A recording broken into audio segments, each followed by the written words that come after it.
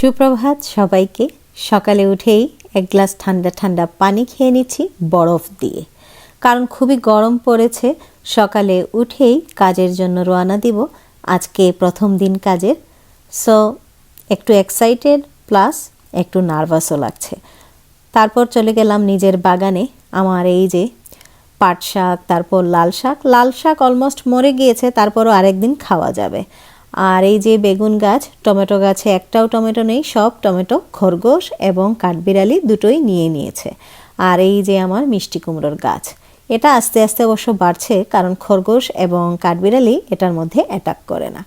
আর এইটা হচ্ছে আমার শিম গাছ। শিম গাছে মাশাআল্লাহ ফুল এসেছে, কয়েকটা শিমও ছোট ছোট হয়ে ধরেছে, কিন্তু জানি না কতদিন টিকতে পারবে, কারণ কাঠবিড়ালির উপদ্রবে আমি সত্যি পাগল হয়ে যাচ্ছি। কিছুই করার নেই, কারণ মারাও যাবে না প্লাস কিছু করাও যাবে না।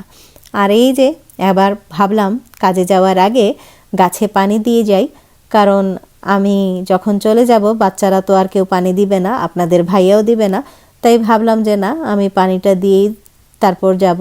আর আমার একদম রুটিন হয়ে গিয়েছে সকাল সকাল পানি দেয়া আর সন্ধ্যার বেলা আরেকবার পানি দেয়া, তাহলে গাছগুলো মরে যাবে না।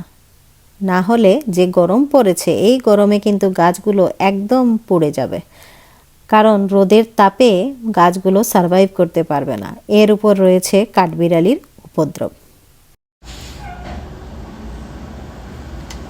The 7-point checklist was developed to help the pharmacy staff ensure the right prescription gets to the right patient every time.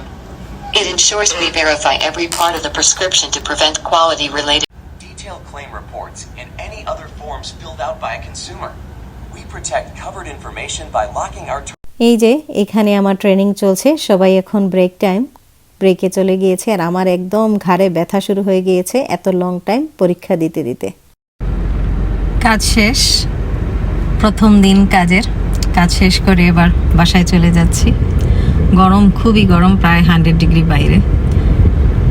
ভালোই লেগেছে আলহামদুলিল্লাহ। আজকে শুধু ট্রেনিংই ছিল, ট্রেনিং শেষ করে এবার বাসায় চলে যাচ্ছি।